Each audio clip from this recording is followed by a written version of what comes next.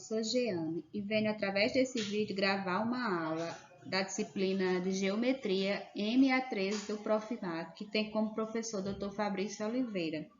O objetivo dessa aula é entender a relação de óleo e suas consequências. Então, a gente vai iniciar com a definição de poliedro. Então, a gente vai definir poliedro da seguinte maneira. Poliedro é uma reunião de um número finito de polígonos planos, satisfazendo as seguintes condições. A primeira, cada lado de um desses polígonos é também lado de um e apenas um outro polígono. Cada lado de um polígono comum a exatamente duas faces é chamado de aresta.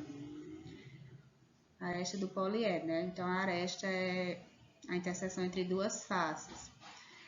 E cada vértice de uma face é um vértice do poliedro. A outra condição é que a interseção de duas faces quaisquer ou é um lado comum, ou é um vértice, ou é vazia. E a última condição é o seguinte: é sempre possível ir de um ponto de uma face a um ponto de qualquer outra sem passar por nenhum vértice. Ou seja, se a gente tiver um poliedro, é possível passar de uma face para outra cruzando apenas as arestas.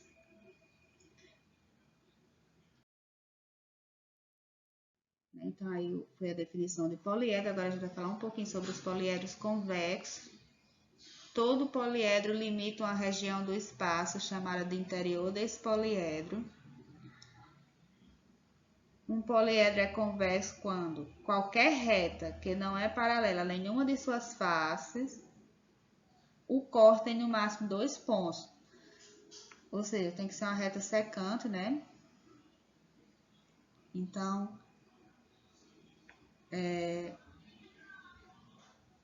acho que tem aqui uma figura, tem essa figura aqui para ilustrar, né? Se você tem uma reta secante e ela intersecta o poliedro em 2 pontos distintos. Então, aqui é um exemplo de um poliedro convexo, né? Essa figura aqui. Temos aqui um poliedro convexo. Já nessa outra figura aqui, essa figura não atende à definição de poliedro convexo, porque essa reta secante, ela intersecta aqui em mais de 2 pontos, né? O poliedro.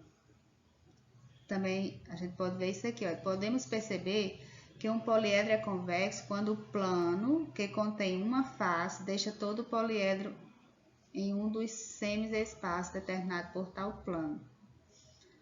Então, a gente vê que isso aí não acontece nessa segunda figura aqui. De acordo com a definição de poliedros, temos que pirâmides e prismas, né, que foi estudado anteriormente, são exemplos de poliedros convexos. E agora a gente vai iniciar aqui a demonstração do teorema, né, o teorema de Euler, que é o seguinte: seja P um poliedro convexo com F faces, A arestas e V vértices, tem-se necessariamente que o número de faces menos o número de arestas mais o número de vértices é igual a 2. Esse aqui é o que diz o teorema e o que a gente vai tentar mostrar. Então, sejam P um poliedro convexo, O um ponto em seu interior e sigma uma esfera de centro O, projetando radialmente o poliedro sobre a esfera sigma, obtemos para cada ponto de P um único correspondente em sigma e, reciprocamente, para cada ponto de sigma corresponde um único ponto de P, pois P é convexo. Assim, obtemos um polígono esférico em sigma. Então, aqui a gente tem uma função bijetora, né?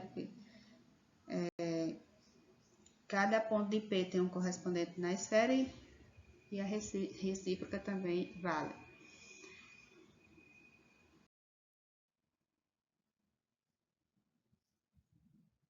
Se A1, A2 até AK é uma face de P, afirmamos que a linha 1, a linha 2 até a linha K é igual a essa função aqui, né? De f de A1, A2, AK.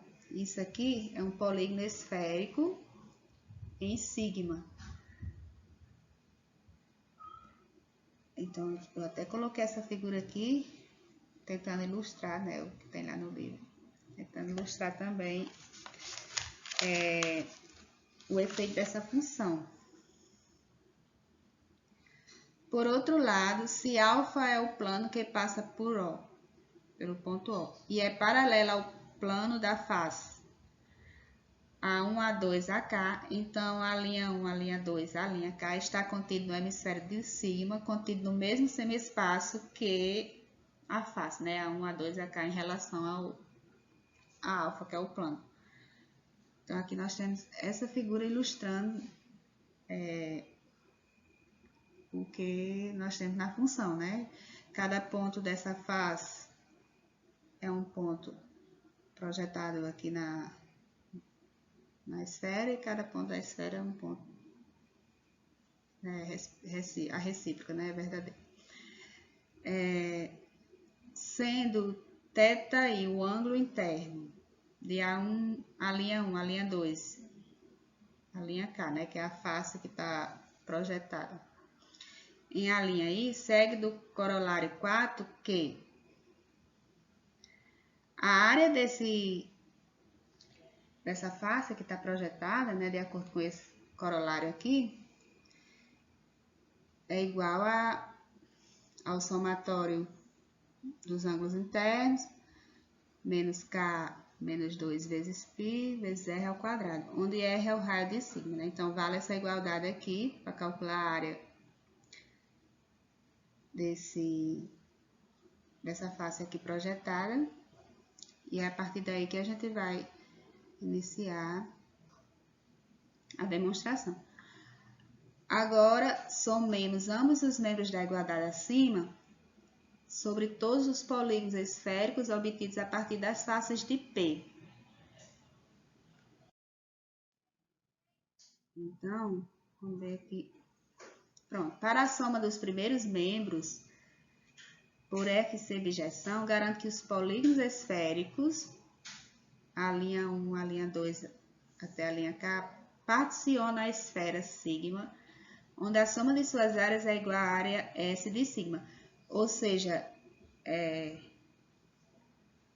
se a gente imaginar todas as faces projetadas, né, na esfera, todas as faces do poliedro, então é como se elas dividissem a esfera em várias faces, e a área de todas elas ia ser igual à área da esfera. Para a soma dos segundos membros, temos o seguinte: se um vértice A de P pertence às faces F1 até FJ e F'I, que é igual a F de FI, que é a imagem, para I variando de 1 a J, então a soma dos ângulos internos dos polígonos esféricos convexos F'I em A' é igual a 2π. Então, a gente vai usar isso também lá naquela igualdade, para a gente reescrever a forma, né?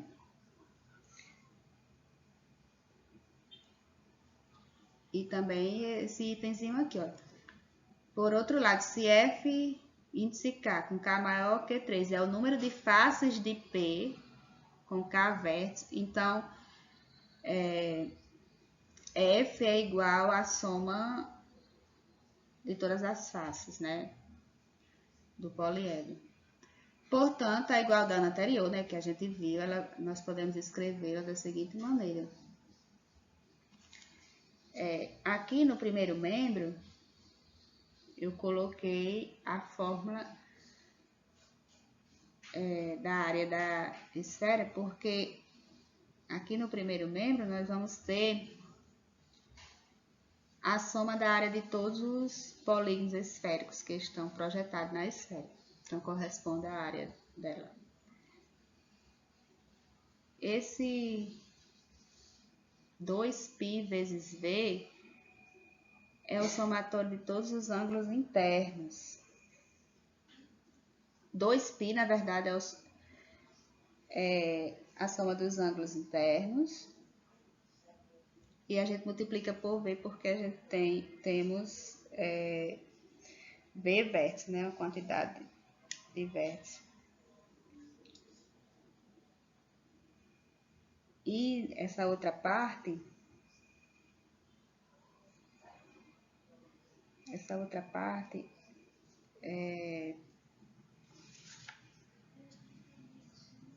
a gente multiplica por F índice K, que representa isso aqui, né? O número de faces, com K vértices cada um. Vai ser o somatório de todas elas. Então, seguindo daqui, né, a gente tem que... Na verdade, aqui eu coloquei o π em evidência, ficou o π e o R aqui junto em evidência, certo? E esse segundo somatório aqui eu dividi em dois, né? Separei aqui, ficou K, π vezes... π não, o π está em evidência, né? O K vezes o FK e mais duas vezes somatório de FK. É porque aqui tem um menos, que deixa isso aqui positivo.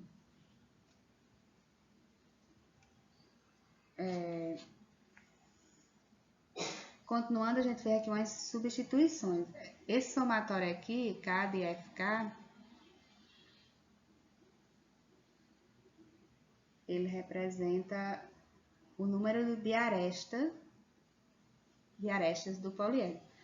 Porque eu não mostrei aqui, mas no livro tem o lema 9.8 do livro, diz que o dobro do número de arestas é igual à soma de todas as faces, de todas as arestas de todas as faces. Então, aqui eu tenho K vezes FK, é como se eu tivesse... Esse K representa o número de arestas de cada face. Então, quando você somar todas as faces, você vai obter 2A, que é o número de arestas, é o dobro do número de arestas. Mais duas vezes o somatório do número de faces, né? Duas vezes o número de faces, que a gente viu aqui que o número de faces é F, então fica 2 vezes F. Aí o π e o R2 estão em evidência, que vão cancelar aqui, né? O π e o R vão se cancelar, vai ficar 4 igual a 2 vezes V menos A mais F, que podemos escrever dessa forma aqui, que é o que a gente queria mostrar, a relação de ordem. V, o número de vértices menos o número de arestas mais o número de faces é igual a 2. E dando continuidade, a gente vai falar um pouquinho sobre os poliedros regulares.